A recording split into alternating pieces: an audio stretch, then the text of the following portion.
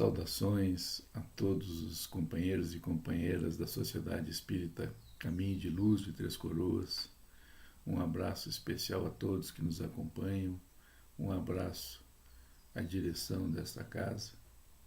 Meu nome é Paulo Fontoura e eu hoje estou aqui para fazer uma reflexão baseada no capítulo 5 do Evangelho segundo o Espiritismo, Bem-aventurados os aflitos. Nesse capítulo, Mateus recolhe as palavras de Jesus, dizendo que são bem-aventurados os aflitos, porque eles receberão sua recompensa no céu. Então, essa questão da aflição, da dor, do sofrimento, uma questão que está intimamente ligada às nossas vidas, uma vez que nosso planeta termina esse ciclo de provas e expiações e é a nossa matéria-prima, é o trabalho mais produtivo, mais amplo, mais presente nas nossas encarnações, porque passamos a nossa vida inteira lidando com aflições de todo tipo. É interessante nós fazermos essa reflexão porque todo mundo se questiona, né? Por que algumas pessoas sofrem tanto? Por que algumas pessoas já nascem sofrendo? Algumas pessoas têm inícios tão desiguais em relação às outras. Quer dizer, nós encontramos algumas pessoas que nascem com doenças irreparáveis, com limitações intransponíveis, em condições socioculturais, econômicas muito duras, enquanto outras pessoas aparentemente nascem no que a gente chama de berço de ouro, né, com todas as condições favoráveis.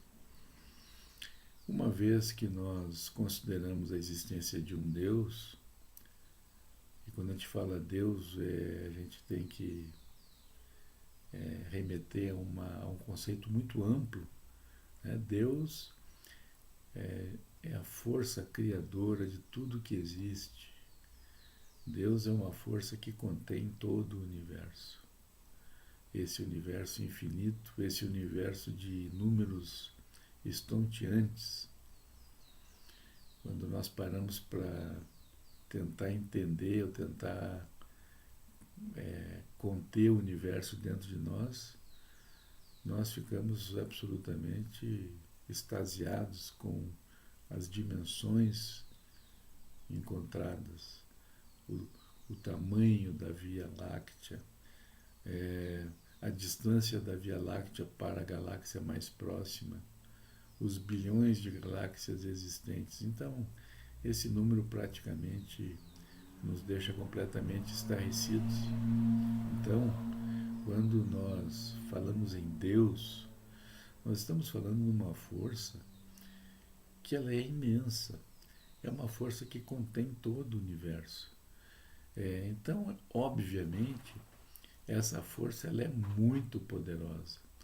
Ela não pode ser imaginada a não ser possuindo todas as virtudes num grau máximo. Porque como Deus poderia criar o amor se não tivesse amor? Como nós poderíamos ter o conceito de justiça se ele não houvesse sido criado por Deus?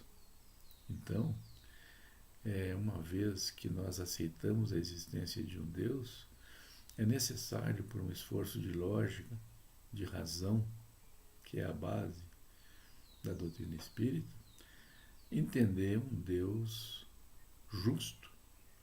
Deus não pode ter nenhuma pequena falha. Deus tem que ser perfeito. Então, nós temos essa visão de uma força criadora que chamamos de Deus, que é perfeita, que é justa, que possui todas as virtudes em grau máximo. Logo, nós não podemos viver num mundo, numa vida, onde exista injustiça, Mas, por outro lado, o que nós vemos, o que nós vivenciamos na nossa vida, aparentemente contraria a justiça.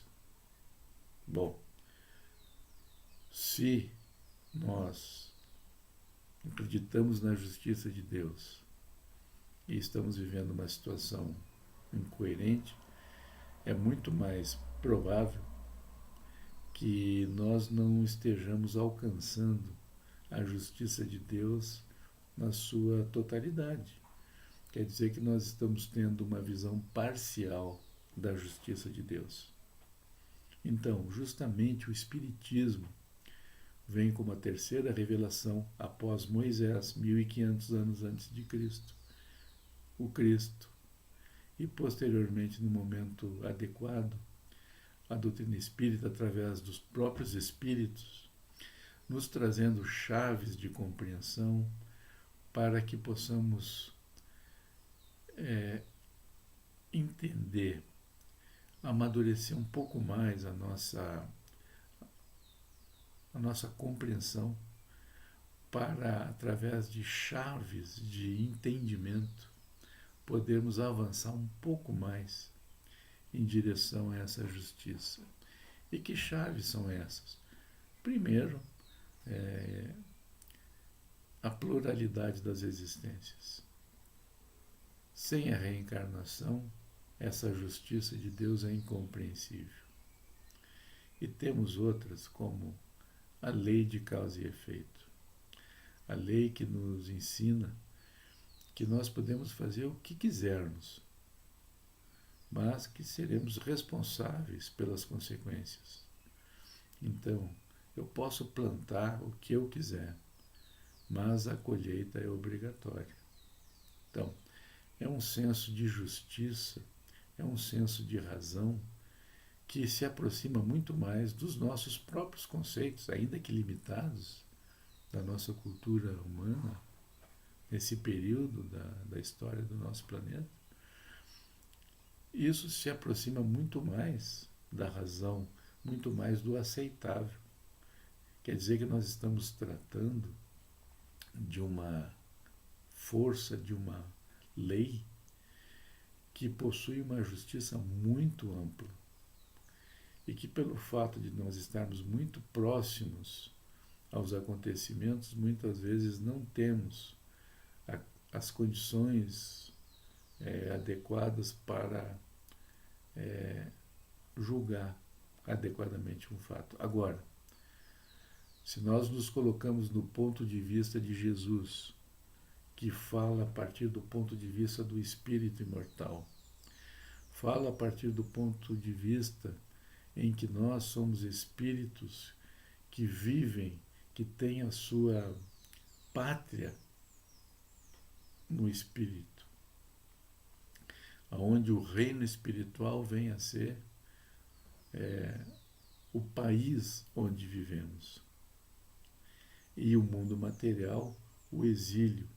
O mundo material é o curso, é o momento de estudo, de aprendizagem, de oportunidade de colocar em prática aquilo que estamos trabalhando.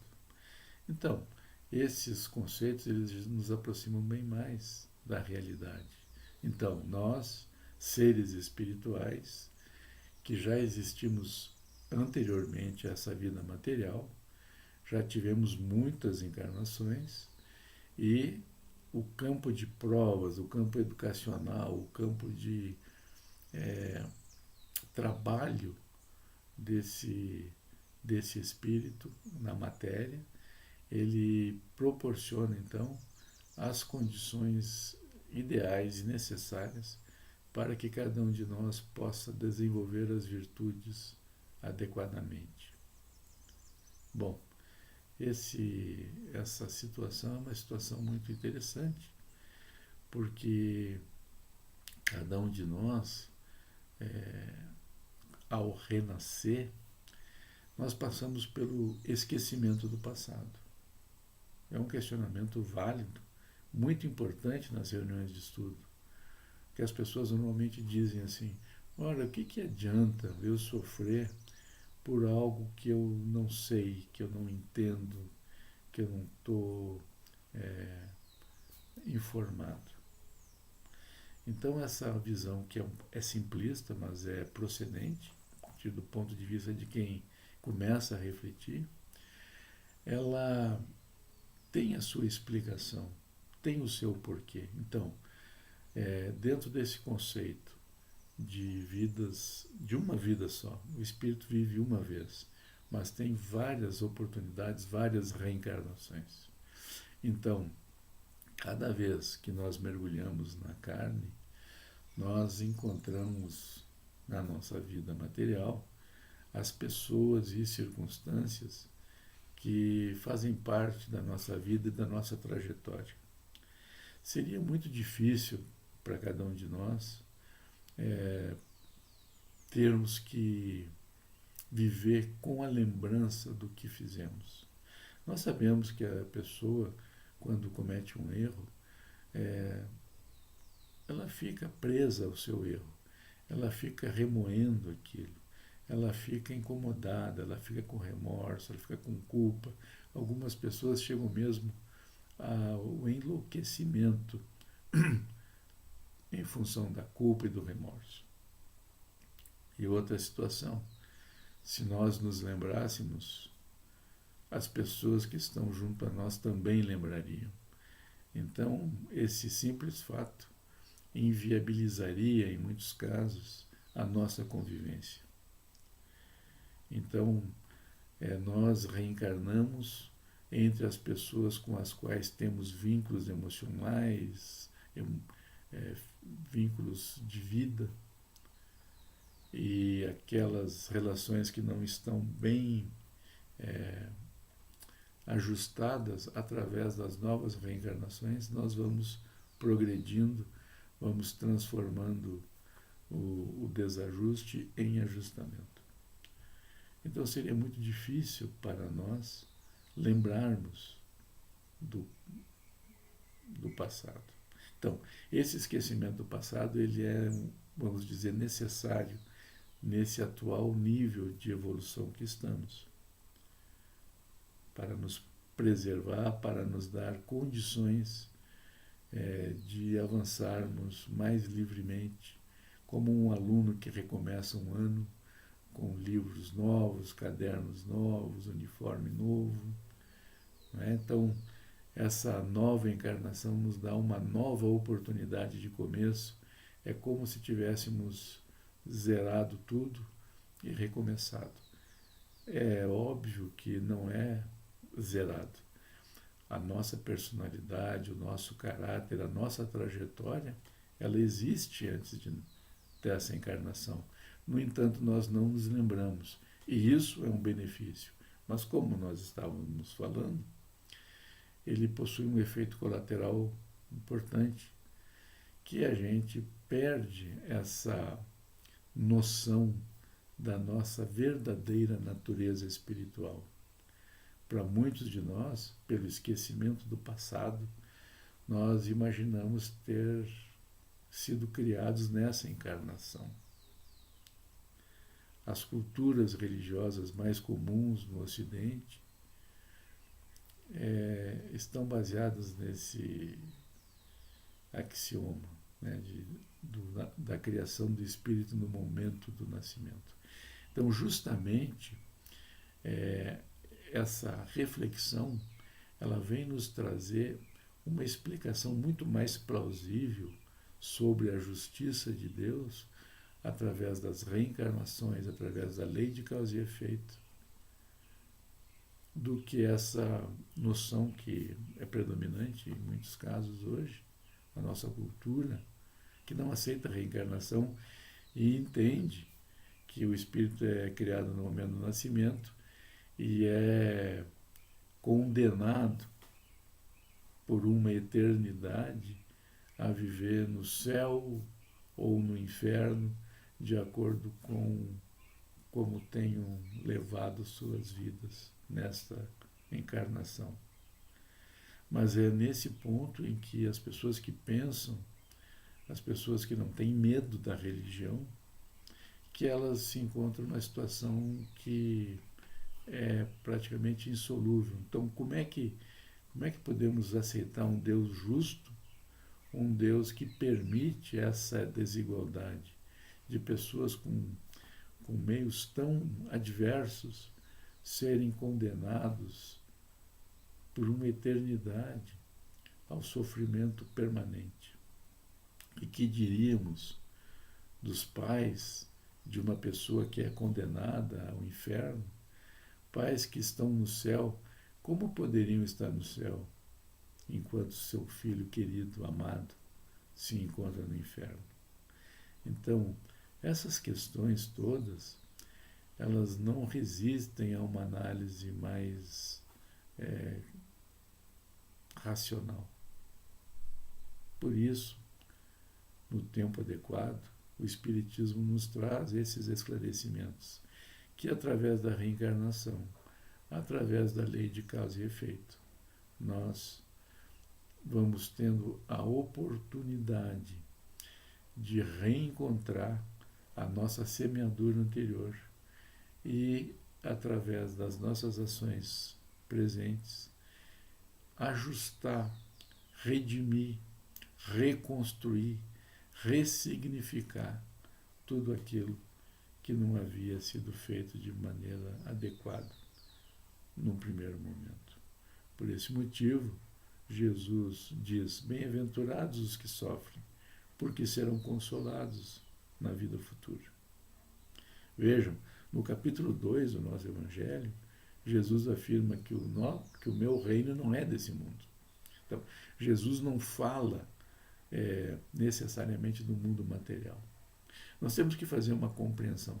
Não é que o mundo material não seja importante, não seja parte do reino de Deus. É. No entanto, nós temos que compreender que o maior contém o menor. Por exemplo, cada um de nós vive num município. Cada município pertence a um estado. Cada estado pertence a um país. Cada país pertence a um continente. E os continentes formam o mundo. Então, uma pessoa que vive sob a luz das leis do seu município, ela está correta. É maravilhoso. No entanto, ela não pode desconhecer as leis estaduais, muito menos as leis federais. Então, a federação dos estados contém os estados e os municípios. Seria muito interessante uma pessoa decretar que o seu município é independente, que ele vive sozinho, que ele vive independente das outras esferas de vida. Não é assim. Então, ainda que o município seja muito importante, maior que ele é o Estado, maior que o Estado é o país, maior que o país é o nosso planeta. Então, quando Jesus fala que a vida espiritual é a verdadeira vida, o reino de Deus é na vida espiritual, quer dizer que o reino de Deus é o maior, aonde tudo mais está contido, não desmerecendo minimamente qualquer um desses níveis. Então, o ser humano, quando está na vida física, estaria à semelhança do homem que vive no seu município, com leis municipais. Mas todo mundo sabe que um município não pode contrariar uma lei do Estado ou contrariar uma lei da federação. É inconstitucional. Da mesma forma nós. Então, as leis materiais, elas têm um alcance menor e elas não são maiores do que a lei espiritual. Quando Jesus diz que nós não podemos ter dois senhores, ele se refere, de certa forma, a isso. Quer dizer, nós vivemos no mundo material, mas o mundo espiritual é mais amplo. Nós temos que entender quais são as leis às quais nós seguimos. Então, uma pessoa que coloca o seu coração, a sua mente, a sua vida baseada nas leis espirituais, nas leis mais amplas, essa pessoa se posiciona como uma pessoa sábia, porque ela entende que acima da lei material existe a lei espiritual. Contrariamente àquela pessoa que coloca todas as suas os seus interesses, toda a sua força, todo o seu entendimento a partir da lei material. Então essa pessoa ela está de certa maneira projetando sofrimento, porque as leis materiais são muito limitadas e na maior parte das vezes elas são contrárias mesmo à lei espiritual. Na matéria, se por exemplo a gente vai fazer uma comparação de riqueza, se eu pegar o meu dinheiro, quanto mais eu der, menos dinheiro eu tenho. Então eu tenho muito dinheiro, começo a distribuir, eu fico sem dinheiro. Na lei espiritual é o oposto. O meu crédito é o amor. Quanto mais amor eu der, mais amor eu tenho. Vejam, é uma lógica inversa. E nós não podemos, de maneira alguma, basear a nossa vida em leis tão restritas como a lei material. Nós temos que amadurecer, temos que estudar, temos que trabalhar pelo nosso aprimoramento ao ponto de entender melhor e agir coerentemente com essas novas informações que nos chegaram através da doutrina espírita. Informações que nos ajudam a compreender o Cristo com maior profundidade. Então, por que algumas pessoas têm tantas dificuldades e outras não tanto? Então, voltando ao início, se nós aceitamos um Deus justo, nós temos que entender que não existe injustiça. Então, essa aparente injustiça está relacionada a algum outro fator. E que fatores seriam esses? Justamente a lei de causa e efeito e a lei de reencarnação. Ao contrário do conceito de penas eternas, né, de sofrimento ou gozo eterno por uma vida bem ou mal vivida, nós temos então a responsabilização do indivíduo pelos seus atos. É uma forma mais sábia, mais justa da gente poder compreender as possibilidades da vida. Vamos lá então. O Livro dos Espíritos nos ensina que todos nós somos criados simples e ignorantes. Trazemos o que se chama de lei divina ou lei natural, que é, na verdade, a nossa consciência. É o que nos diferencia dos animais. Um animal que mata um outro animal, seja da sua espécie ou de outra espécie qualquer, esse animal ele não tem um senso moral. Ele não volta para a sua toca e fica refletindo, meu Deus, será que eu matei um semelhante? O que eu fiz? Não, o animal ele segue o instinto e não tem uma consideração moral sobre seus atos. O que é justamente a maior diferença para o humano. O ser humano ele tem a capacidade de refletir sobre seus atos. A isso chamamos lei natural ou lei divina, que é a nossa consciência. Muito bem. Então, nós temos a consciência para julgar os nossos atos. Temos o mesmo ponto de partida, que é a simplicidade absoluta. Temos a lei de reencarnação, que nos permite, pouco a pouco, através do tempo, de termos experiências reencarnatórias aonde provamos, aonde temos a liberdade, que chamamos livre-arbítrio, a liberdade de agir de acordo com o nosso entendimento. E temos então também a lei de causa e efeito, que por uma projeção dos nossos atos nos leva às consequências dos mesmos. Por exemplo, plantei maçã, vou colher maçã. Plantei abacaxi, vou colher abacaxi. Então, nos liga diretamente à responsabilização dos nossos atos. Então, dessa forma, nós temos um conceito ainda que esquemático inicial, nós temos um suporte muito aceitável para compreendermos as aparentes desigualdades do mundo que vivemos.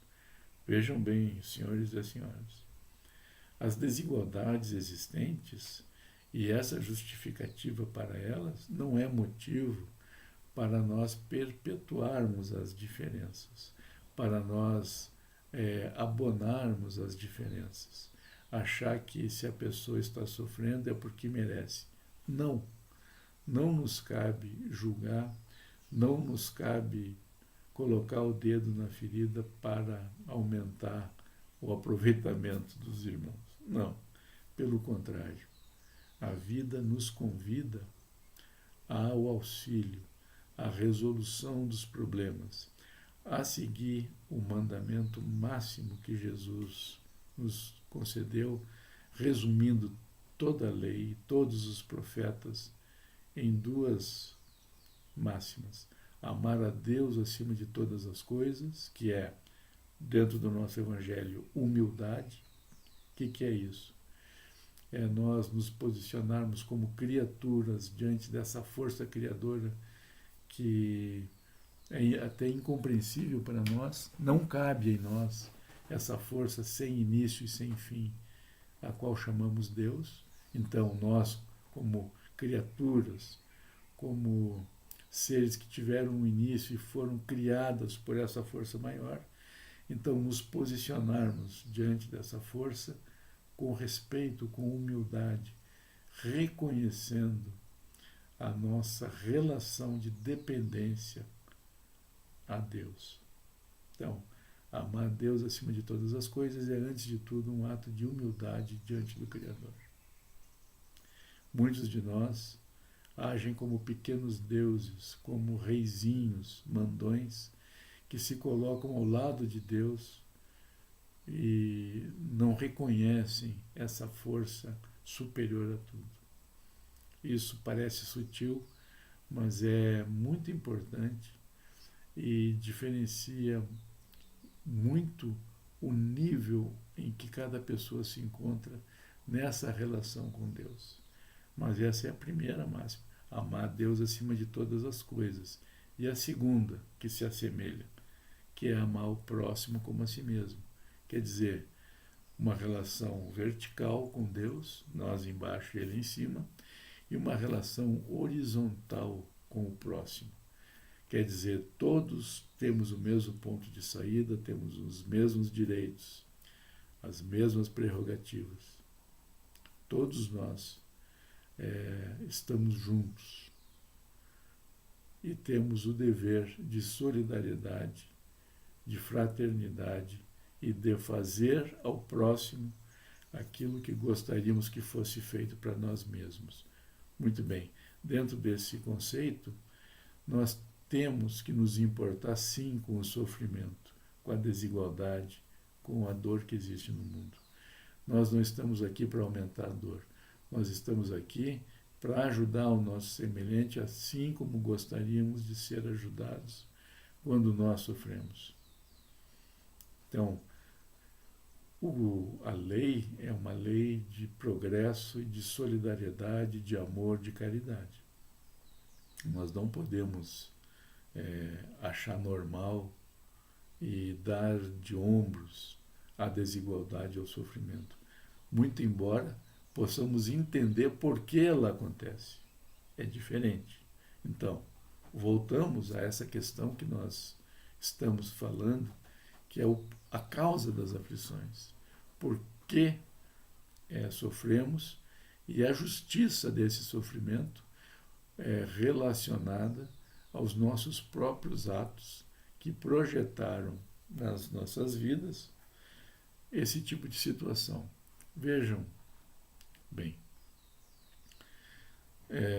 toda pessoa que possui abundância de um determinado recurso Se essa pessoa administra mal, usa mal, não cuida dos seus recursos, a tendência é que esses recursos sumam e que em algum tempo ela se veja numa situação de escassez desses recursos. Já a pessoa que cuida bem dos seus recursos, ele tende a ampliar e aumentar esses recursos. Quando a gente fala em recursos, eu não estou falando simplesmente em recursos materiais como dinheiro, mas em todos os recursos humanos. A inteligência, a inteligência emocional, habilidades variadas, conhecimento, bondade. Então, uma pessoa, ela vai trabalhando os seus recursos, ela vai utilizando adequadamente os seus recursos e ela vai como que ampliando as suas possibilidades. Já as pessoas que usam mal com descuido, elas tendem a ir para situações aflitivas, situações drásticas, de falta de recursos, de dificuldades muito grandes. Então, isso é uma lei básica.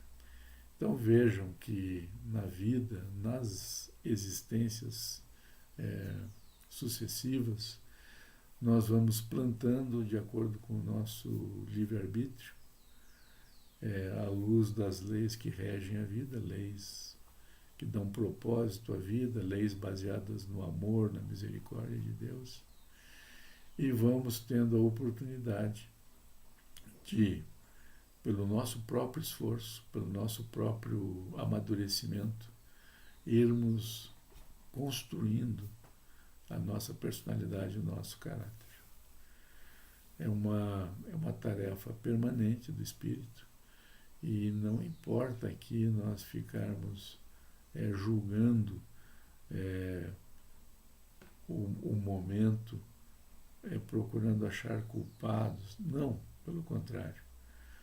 Nós temos o esquecimento do passado que nos impede do constrangimento, mas, ao mesmo tempo, baseados num conceito chamado justiça distributiva, pela qual entendemos que nós sofremos nos mesmos setores que falhamos.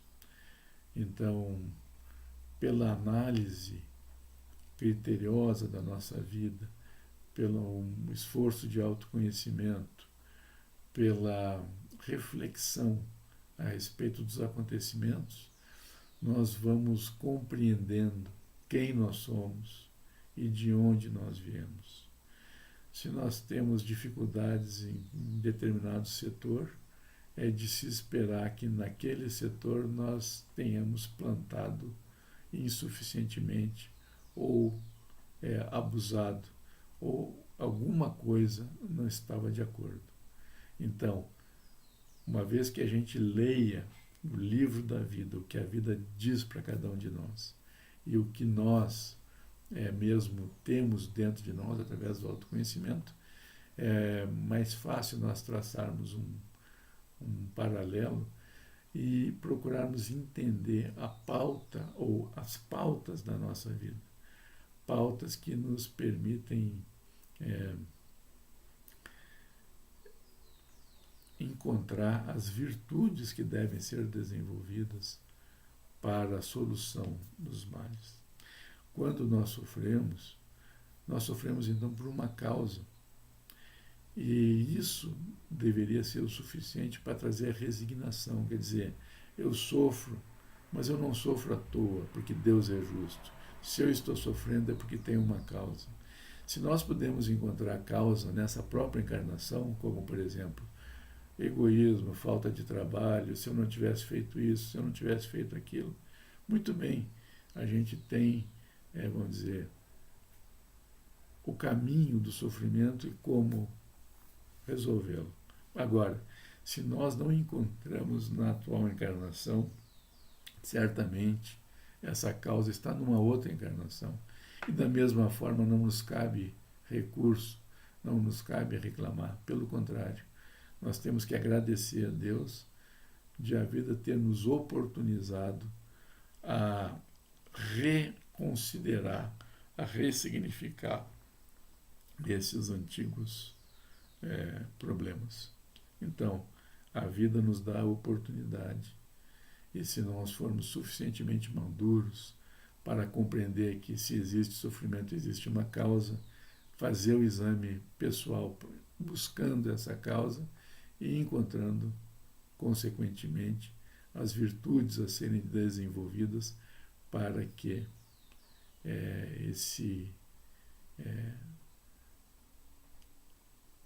essa pedra do caminho seja removida, seja transformada em edificação.